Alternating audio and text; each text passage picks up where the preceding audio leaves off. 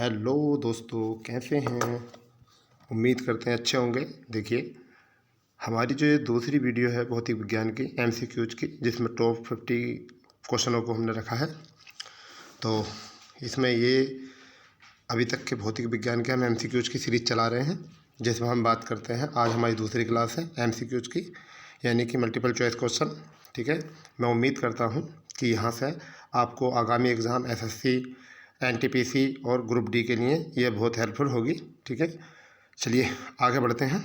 अब हम एमसीक्यूज की एक बात करेंगे। ठीक है, पहला क्वेश्चन है हमारा कि बल गुणा विस्थापन। पहला क्वेश्चन जो है हमारा वो क्या है, बल गुणा विस्थापन के बराबर होता है। तो आप इसका जवाब दे सकते हो। पहला विकल्प है इसका उत्क्षेप, फिर ऊर्जा, तीसरा दाब और चौथा कार्य। तो इसका सही आंसर है कार्य। ठीक है, दूसरे क्वेश्चन की ओर बढ़ते हैं। दूसरा क्वेश्चन है कार्य किस पर निर्भर नहीं करता। कार्य किस पर निर्भर नहीं करता। देखिए, एसएससी आरआरबी ग्रुप डी 2018 में क्वेश्चन आया है। ठीक है, इसका ऑप्शन ए है एफ और एस के बीच के कोण पर, दूसरा ऑप्शन है संवेग पर, और तीसरा ऑप्शन है विस्थापन पर, और चौथा ऑप्शन है यहाँ पर बल पर। तो इसका सही आंसर है संवेग पर। ठीक है, नेक्स्ट की तरफ चलते हैं। तीसरा क्वेश्चन है निम्न में से किस प्रक्रिया में कोई कार्य नहीं होता। निम्न से किस प्रक्रिया में कोई कार्य नहीं होता। पहला विकल्प है सुमन एक पुल पर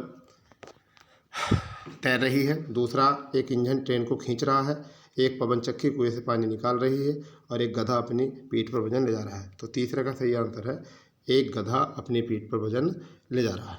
चौथा क्वेश्चन है न्यूनतम कार्य उस समय होगा जब पिंड को चिकने रोलर पर धकेला जाएगा। नेक्स्ट पांचवें क्वेश्चन की तरफ बढ़ते हैं। पांचवा क्वेश्चन है यदि किसी वस्तु द्वारा कार्य करने की क्षमता या किसी वस्तु में निहित ऊर्जा पर निर्भर करती है। तो यहाँ ऑप्शन है पहला कार्य करने वाली वस्तु की स्थिति और अवस्था, दूसरा ऑप्शन है किसी निश्चित दिशा में वस्तु की गति, तीसरा ऑप्शन है वस्तु के परिणाम और दिशा।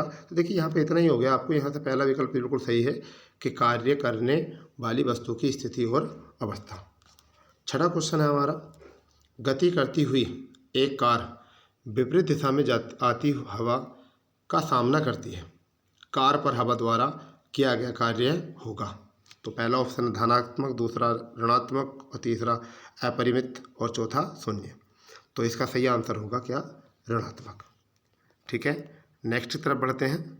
ठीक है, हमारा सातवां प्रश्न है यहाँ से एक आदमी 20 किलोग्राम का भार भूमि से 5 मीटर की ऊंचाई तक उठाता है, उसके द्वारा किया गया कार्य है। तो यहाँ पर 1000 न्यूटन, 1000 कैलोरी, 1000 जूल और 1000 पास्कल। तो देखिए आरआरबी ग्रुप डी में क्वेश्चन आया है 18 में। देखिए ऐसे क्वेश्चन ग्रुप डी में ज़्यादा आते हैं। तो यहाँ से अगर हम बात करें तो इसका सही आंसर है 1000 जूल। ठीक है, नेक्स्ट क्वेश्चन की बात करते हैं। एक कुली 13 किलोग्राम वजन के सामान को जमीन से 1.5 मीटर ऊपर उठाकर अपने सिर पर रखता है, इसके द्वारा किया गया कार्य होता है। तो इसका विकल्प है 140 जूल, दूसरा विकल्प है 195 जूल, तीसरा है 100 जूल, और चौथा विकल्प है 150 जूल। तो इसका सही आंसर हो जाएगा हमारा 195 जूल। ठीक है, नेक्स्ट की अगर हम बात करते हैं तो नेक्स्ट 9 नंबर का हमारा क्वेश्चन है निम्नलिखित कथनों में से कौन सा सही नहीं है। देखिए यहाँ पर ये जरूर याद रखना आपको एग्जाम में कि सही नहीं है, सही है, इस तरीके से अंतर आते हैं। एनडीए 2015 परीक्षा में आया हुआ है। निम्नलिखित कथनों में से कौन सा एक सही नहीं है। पहला ऑप्शन है ताप का केल्विन मापक्रम परम मापक्रम महामापक्रम पर कहलाता है। दूसरा दृश्य प्रकाश, यानी कि 90 क्वेश्चन का दूसरा विकल्प है दृश्य प्रकाश विकिरण की तरंग दैर्घ्य 400 से 700 नैनोमीटर होती है। तीसरे की अगर हम बात करें यहाँ पर तो कार्यों करने की क्षमता शक्ति कहलाती है। और चौथा ऑप्शन है गामा किरणों की तरंग दैर्घ्य एक्स किरणों की तरंग दैर्घ्य से कम होती है। तो आप इसका अंदाज़ा लगा चुके होंगे। देखिए ऑप्शन इसमें सी सही है, इसका आंसर है सही, कार्य को करने की क्षमता शक्ति कहलाती है। ठीक, 10वां क्वेश्चन जो है वो बहुत बढ़िया क्वेश्चन है, और ऐसे यूपीएससी जैसे एग्जामों में क्वेश्चन आते हैं। निम्नलिखित कथनों पर ध्यान दीजिए। जब एक कुली अपने सिर पर भारी बोझ उठाकर रखता है, क्षेत्र प्लेटफॉर्म पर चलता है, तब गुरुत्व के संक्षेप कुली द्वारा किया गया कार्य शून्य होता है। दूसरा ऑप्शन जब एक उपग्रह पृथ्वी के चारों ओर वृत्तीय कक्षा में घूमता है तो गुरुत्वाकर्षण बल द्वारा उपग्रह पर किया गया कार्य शून्य होता है। तीसरा कथन है इसमें, जब एक वस्तु गुरुत्व के अंतर्गत मुक्त रूप से गिरती है तब गुरुत्व द्वारा किया गया कार्य ऋणात्मक होता है। और चौथा है इसमें, कार्य एक अदिश राशि है। तो हम यहाँ से अगर हम पता कर सकते हैं तो इसमें देखो तीसरा बिल्कुल गलत है और इसमें सही जो है आपका कौन सा है, पहला, दूसरा और चौथा। पहला, दूसरा और चौथा इसमें बिल्कुल सही है। नेक्स्ट क्या है, 11वें क्वेश्चन की बात करते हैं। निम्न में से कौन सा एक अकेंद्रीय तथा असंरक्षी बल है? तो इसका आंसर सही आपका क्या है, बलाघूर्ण। बहुत हल्का क्वेश्चन था, एनडीए परीक्षा में आया हुआ था ये। ठीक है, नेक्स्ट की तरफ और बढ़ते हैं। तो हमारा अगला क्वेश्चन है, 1 किलोवाट घंटा जूल ऊर्जा का जूल में रूपांतरित मान होता है, निम्न में से कौन सा होता है? तो पहला ऑप्शन है, यानी कि 1 किलोवाट घंटा कार्य का ऊर्जा जूल में रूपांतरित मान निम्न में से कौन सा होता है? तो पहला विकल्प 1.8 गुणा 10 की पावर 6 जूल, दूसरा ऑप्शन 3.6 गुणा 10 की पावर 6 जूल, और तीसरा ऑप्शन है 6.0 और गुणा 10 की पावर 6 जूल, और चौथा ऑप्शन 7.2 गुणा 10 की पावर 6 जूल।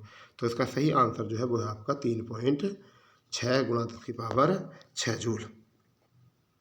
ठीक है, नेक्स्ट क्वेश्चन की तरफ बढ़ते हैं। तो निम्न में से कौन सी एक संचित ऊर्जा नहीं है? निम्न में से कौन सी एक संचित ऊर्जा नहीं है? पहला ऑप्शन है नाभिक ऊर्जा, दूसरा ऑप्शन है स्थिति ऊर्जा, और तीसरा ऑप्शन है विद्युत ऊर्जा, और चौथा ऑप्शन है रासायनिक ऊर्जा। तो इसमें आपका सबसे सही आंसर जो है वह आपका नाभिकीय ऊर्जा। ठीक है, नेक्स्ट की तरफ चलते हैं। किसी गतिमान पिंड की गति ऊर्जा किस प्रकार प्रभावित होती है? यानी कि किसी गतिमान पिंड की गतिज ऊर्जा किस प्रकार प्रभावित होती है यदि इस पर किया गया नेट कार्य धनात्मक हो? तो पहला ऑप्शन है कम हो जाती है, बढ़ जाती है, अपरिवर्तित रह जाती है, शून्य हो जाती है। तो आप इसमें लगा सकते हैं अंदाजा बिल्कुल, क्या हो जाती है, बढ़ जाती है। ठीक है, नेक्स्ट की तरफ बढ़ते हैं। तो ये हमारा 15वां क्वेश्चन है, यानी कि आज के सेशन में कौन सा क्वेश्चन है, 15वां क्वेश्चन है। तो यहाँ पर क्या है, यदि पदार्थ के द्रव्यमान और वेग दोनों को उनके परिमाण से दोगुना कर दिया जाए तो गतिज ऊर्जा कितनी हो जाएगी? तो आप इसमें मानते हैं कि इसका क्या हो जाएगा, 8 गुनी हो जाएगी। कितनी हो जाएगी, 8 गुनी हो जाएगी। नेक्स्ट क्वेश्चन है, यदि एक पिंड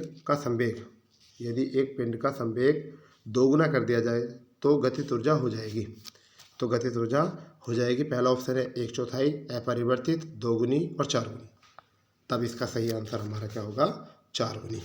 ठीक है, नेक्स्ट क्वेश्चन की तरफ बढ़ते हैं। तो निम्न में से कौन सा एक ऊर्जा का मात्रक नहीं है? निम्न में से कौन सा एक ऊर्जा का मात्रक नहीं है? बिल्कुल हल्का क्वेश्चन है, किलोग्राम मीटर प्रति सेकेंड। ये किलोग्राम मीटर प्रति सेकेंड ऊर्जा का मात्रक नहीं होता है, ऊर्जा का मात्रक नहीं होता है। नेक्स्ट क्वेश्चन की तरफ बढ़ते हैं। तो नेक्स्ट क्वेश्चन है हमारा, किसी पिंड के मुक्त रूप से गिरते समय इसके पथ में किसी बिंदु पर स्थित ऊर्जा में जितनी कमी होती है उतनी ही वृद्धि हो जाती है। यानी किसी पिंड के मुक्त रूप से गिरते समय इसके पथ में किसी बिंदु पर स्थित ऊर्जा में जितनी कमी होती है उतनी ही वृद्धि होती है, यानी कि क्या कहलाती है? तो वो गतिज ऊर्जा कहलाती है, या किए गए कार्य, या उसमें ऊर्जा गतिज। तो इसमें सही आंसर आपका क्या होगा, गतिज ूर्जा। नेक्स्ट, यदि किसी वस्तु को ऊर्ध्वाधर दिशा में ऊपर की ओर फेंका जाता है तो अधिकतम ऊंचाई पर यदि किसी वस्तु को ऊर्ध्वाधर दिशा में ऊपर की ओर फेंका जाता है तो अधिकतम ऊंचाई पर पहला ऑप्शन है इसकी स्थितिज ऊर्जा शून्य होगी, इसका संवेग अधिकतम होगा, इसकी गतिज ऊर्जा शून्य होगी। तो इसका सही आंसर क्या होगा, इसकी गतिज ऊर्जा शून्य होगी। नेक्स्ट की अगर हम बात करते हैं तो 20-21 क्वेश्चन यहाँ पर है, 20 बार 21वां, यानी कि बहुत ही ईजी क्वेश्चन है। इसमें 2 एक जगह रख दिए थे। यदि एक वस्तु का संवेग 20% बढ़ जाता है तो उसकी गतिज ऊर्जा हो जाएगी। तो देखिए आप इसमें अंदाजा बिल्कुल लगा सकते हो 20 में। तो x + y + x + y बटे 100 का इसका कितना आ जाएगा आपका 44% यहाँ से। फिर 21वां क्वेश्चन है, 20 किलोग्राम द्रव्यमान वाली वस्तु की गतिज ऊर्जा ज्ञात कीजिए जिसका वेग 4 किलोमीटर प्रति घंटा है। तो 4 किलोमीटर प्रति घंटा 20 किलोमीटर, तो 20 चौका 80 दूनी 160, यानी कि आपका यहाँ से कितना आ गया 160। यहाँ से बिल्कुल इसका सटीक आंसर आ चुका है। अगर हम 22वें क्वेश्चन की तरफ चलते हैं तो यह जब कोई झूला अपनी विरामावस्था से किसी निश्चित अवस्था जिस निश्चित ऊंचाई तक जाता है तो निम्न में से कौन से कथनों में से एक कथन सही है। निम्न में से कौन से कथनों में से, तो इसकी ऊर्जा कम हो जाती है जबकि गतिज ऊर्जा बढ़ जाती है। नहीं, ये गलत है। इसकी स्थिर ऊर्जा जो होती है बढ़ जाती है जबकि गतिज ऊर्जा क्या हो जाती है, कम। तो पहला क्या हुआ हमारा, ये हुआ गलत। दूसरा है इसकी स्थिर ऊर्जा कम हो जाती है, स्थिर ऊर्जा कम होती है जबकि इसकी स्थिर ऊर्जा क्या हो जाती है, बढ़ जाती है। तो यही यहाँ से बिल्कुल सही है। देखो क्या है इसका, इसकी गतिज ऊर्जा जो है वो कम हो जाएगी जो मैंने ऊपर बताया था, और जो इसकी स्थिर ऊर्जा जो है वो हो जाएगी आपकी बढ़ जाएगी। तो यही आपका इसका क्या है, सही आंसर है। ठीक है, नेक्स्ट की तरफ अगर बढ़ते हैं तो 23वां क्वेश्चन है, निम्नलिखित कथनों पर विचार कीजिए। CDS परीक्षा 2018 में क्वेश्चन आया है। बढ़िया क्वेश्चन है, ऐसे क्वेश्चन यहाँ से बहुत बढ़िया क्वेश्चन बने हैं। ठीक है, अगर चाहेंगे तो आप इस बार रेलवे में बहुत अच्छा स्कोर कर पाएंगे इन्हीं क्वेश्चनों का आधार मानकर। तो देखिए इसमें है, निम्नलिखित कथनों पर विचार कीजिए। एक वस्तु जो संतुलन में है पर कोई नेट आघूर्ण नहीं है। यानी कि पहला क्या है, एक वस्तु जो संतुलन में है पर कोई नेट आघूर्ण नहीं है। दूसरा यहाँ पर क्या है कि किसी वस्तु का संवेग सदैव संरक्षित होता है, संवेग सदैव संरक्षित होता है। और तीसरा यहाँ पर है किसी वस्तु की गतिज ऊर्जा सदैव संरक्षित रहती है। तो इसमें देखिए तीनों ही कथन बिल्कुल सही हैं, पहला, दूसरा और तीसरा बिल्कुल सही है। नेक्स्ट की तरफ अगर हम बात करते हैं तो 24वां क्वेश्चन है, जब कोई वस्तु मुक्त रूप से गिरती है, जब कोई वस्तु मुक्त रूप से गिरती है तो पहला ऑप्शन है इसकी गतिज ऊर्जा स्थिर ऊर्जा में बदल जाती है। दूसरा ऑप्शन है इसकी स्थिर ऊर्जा गतिज ऊर्जा में बदल जाती है। तीसरा ऑप्शन है इसका संवेग गुरुत्वाकर्षण बल में बदल जाता है।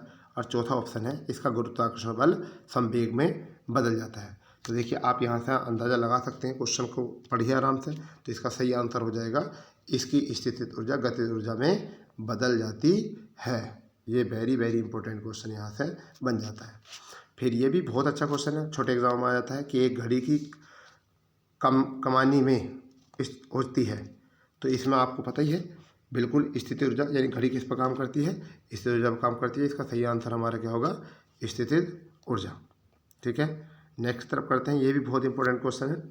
कौन सी अवस्था में स्थिर ऊर्जा घटती है, कौन सी अवस्था में स्थिर ऊर्जा घटती है, कौन सी अवस्था में स्थिर ऊर्जा घटती है।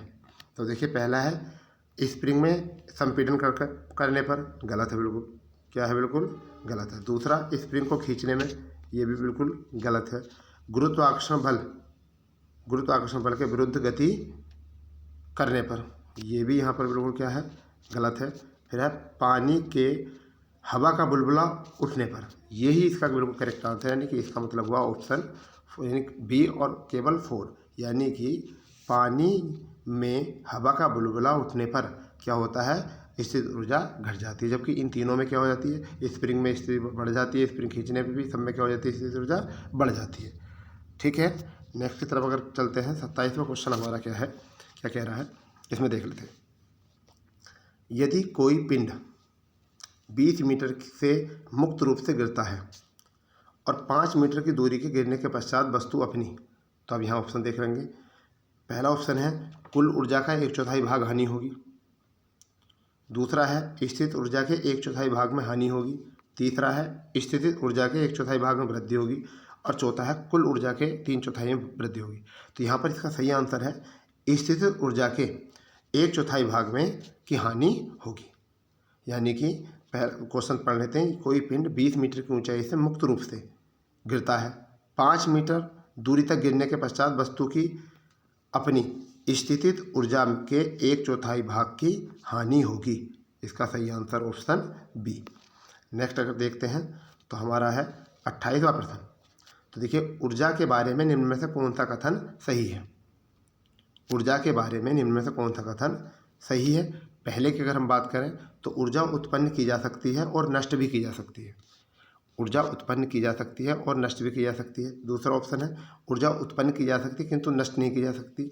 फिर है ऊर्जा न तो उत्पन्न की जा सकती है और न ही नष्ट की जा सकती है, और यही इसका सही आंसर है बिल्कुल। न की ऊर्जा न की उत्पन्न की जाती है और ना ही नष्ट की जाती है, तो चौथे पढ़ने की जरूरत ही नहीं है। तो इसमें आपका कथन कौन सा सही हुआ, वो कथन नंबर सी सही हुआ है।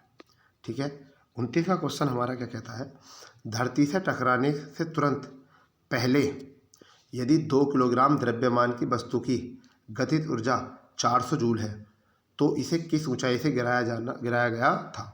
यानी कि बढ़िया क्वेश्चन है, वेरी वेरी इंपॉर्टेंट क्वेश्चन कह सकते हैं। धरती से टकराने के से तुरंत पहले यदि 2 किलोग्राम द्रव्यमान की वस्तु की गतिज ऊर्जा 400 जूल है तो इसे किस ऊंचाई से गिराया गया था। पहला ऑप्शन है हमारा 10 मीटर, दूसरा ऑप्शन है 15 मीटर, तीसरा ऑप्शन है 20 मीटर, चौथा ऑप्शन है 25 मीटर। तो इसका सही आंसर होगा आपका 20 मीटर। ठीक है, नेक्स्ट क्वेश्चन हम तीसरे क्वेश्चन की तरफ बढ़ते हैं। देखिए अब अगला क्वेश्चन ये है, कथन क्या है इसमें कि यांत्रिक ऊर्जा संरक्षण के नियम अनुसार गतिज ऊर्जा में परिवर्तन, यानी कि यांत्रिक ऊर्जा संरक्षण के नियम अनुसार गतिज ऊर्जा में परिवर्तन गतिज ऊर्जा में परिवर्तन के बराबर तथा विपरीत होता है। चलिए कथन ये हो गया। कारण बात करते हैं आर, यांत्रिक ऊर्जा संरक्षित नहीं होती, यांत्रिक ऊर्जा संरक्षित नहीं होती।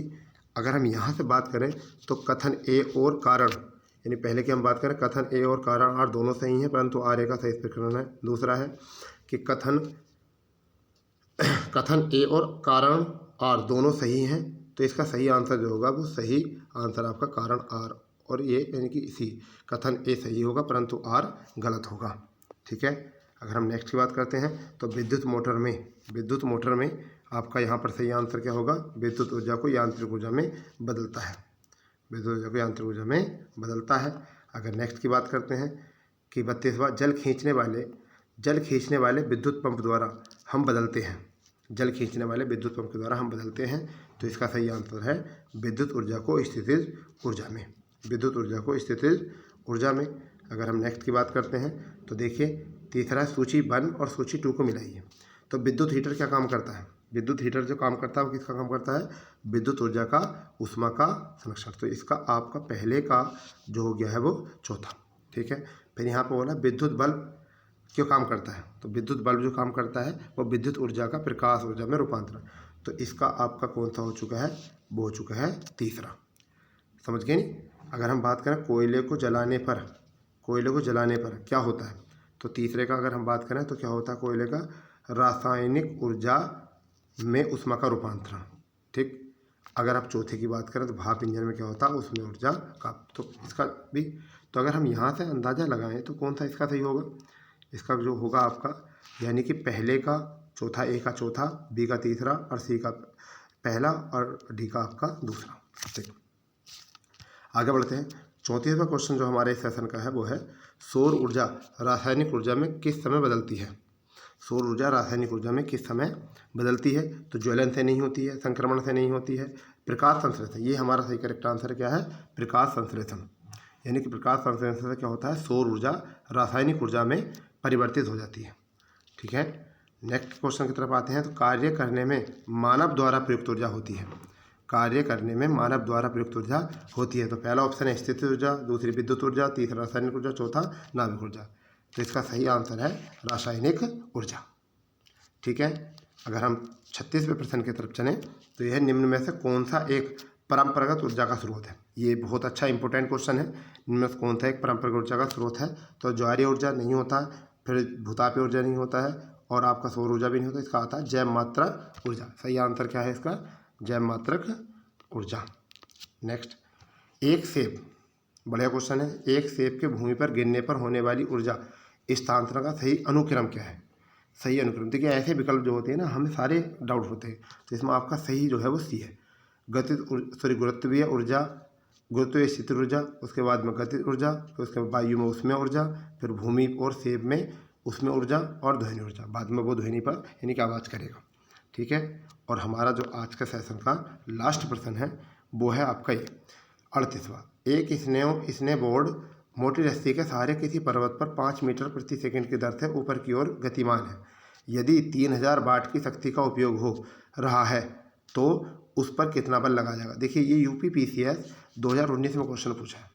यानी कि एक स्नो बोर्ड मोटी रस्सी के सहारे किसी पर्वत पर 5 मीटर प्रति सेकंड की दर से ऊपर की ओर गतिमान है।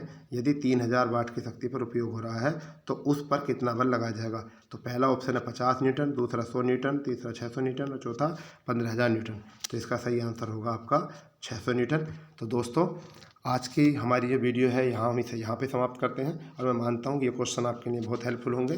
तो दोस्तों, आपको अगर ये सेशन अच्छा लगे, ये वीडियो अच्छी लगे तो अपने दोस्तों में शेयर करें और इसे ज़्यादा से ज़्यादा लाइक करें। ठीक है। जय हिंद, जय भारत।